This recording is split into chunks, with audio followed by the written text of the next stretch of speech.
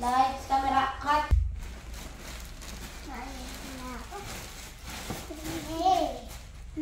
Samahan mo ako, Mary.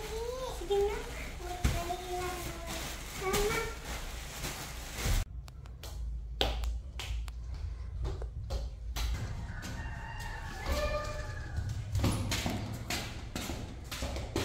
Sige mo, Mary. Ilang ako madali. Sige.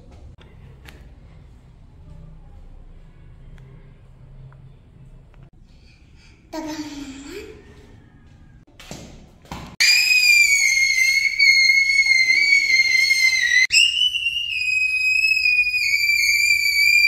Yung sumisigaw, gumising kayo dalawa. Sinarado pa nila yung aircon. Kainit. Nanaginip ako. Minuto si Abby siya kasi Rona. Kaya nga ako din. Sumaya na tayo. Tayo na pa dito. Si Prince, si Rona, si Abby wala na. Tara na.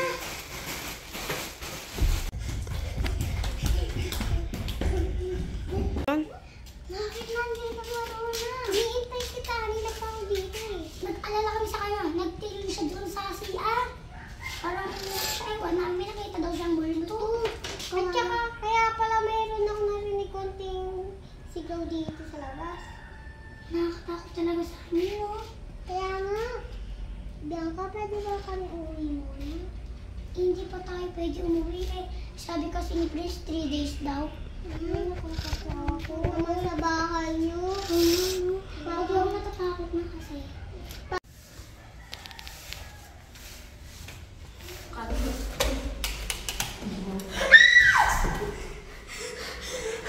Bianca!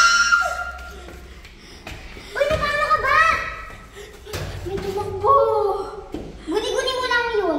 Baka yun yung nakita ni Abby. Basta man na umalis na tayo dito na mas maaga. Eh, paano ako? Wala akong kasama dito. Eh, di makitulog ka muna sa isa sa atin. Sige na nga.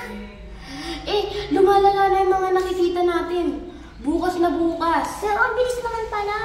Oh, okay. 3 days naman pala bukas. Bukas na bukas, aalis na kami. Kung gusto mo sumama sa isa sa amin, sumama ka. Sasama ko sa inyo, matatakot ako kay maiwan pa man si Rona dito. Aalis na kami. Mamaya. Isipin ako, ah. Alas 4. Di ko na talaga kaya. Simula bukas, aalis na kami. Tara na, tumakit na. Okay. Nakakapagod na kayo talaga dito eh. Nakakain sa bahay mo?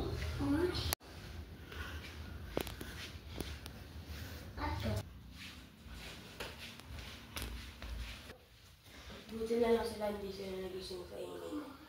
O baka nabulabog pa sila, pero naghumiga. Uy, dyan ako. Bibay na din yung ate ko.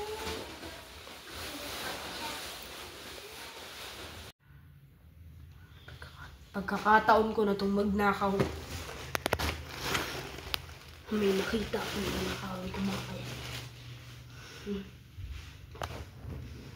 Aking pulseras na dati sa kanyang inay at ngayon magiging amin na!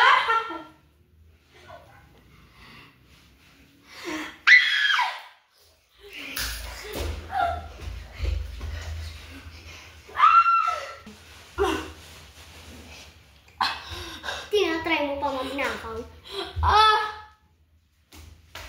Tigil na! Hindi kita titigilan.